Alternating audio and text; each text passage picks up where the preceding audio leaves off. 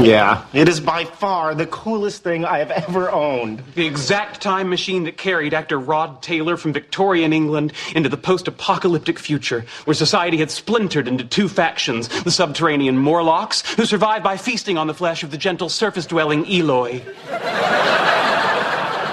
Talk about your chick magnets. Oh, yeah. The guy who lives next to me is always like, I have a jacuzzi on my balcony. I have a jacuzzi on my balcony. But wait until I tell him, I've got a time machine on my balcony. Stuff that in your Speedo's, jacuzzi, Bob. Gentlemen, I know we said we'd take turns, but I think you'll agree that practicality dictates it remain here.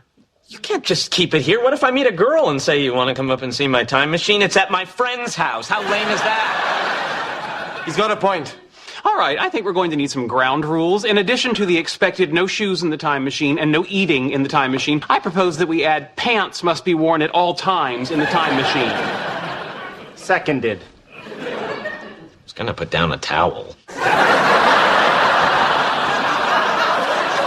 I still want it on my balcony. I say we move it on a bi-monthly basis. Yeah, that sounds fair. Now, hold on. Bi-monthly is an ambiguous term. Do you mean move it every other month or twice a month? Twice a month. Then no. Okay, every other month. No. Sheldon, you can't be selfish. We all paid for it, so it belongs to all of us. Now get out of the way so I can sit in my time machine.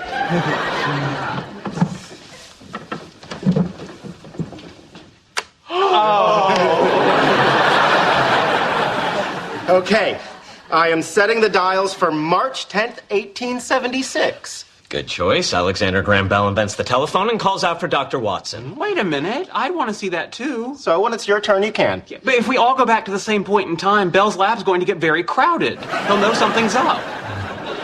Also, since the time machine doesn't move in space, you'll end up in 1876 Pasadena. And even if you can make it to Boston, what are you going to do? Knock on the door and say to Mrs. Bell, hey, Mrs. Bell, big fan of your husband. Can I come in and watch him invent the telephone? Mrs. Bell was deaf. She's not even going to hear you knock.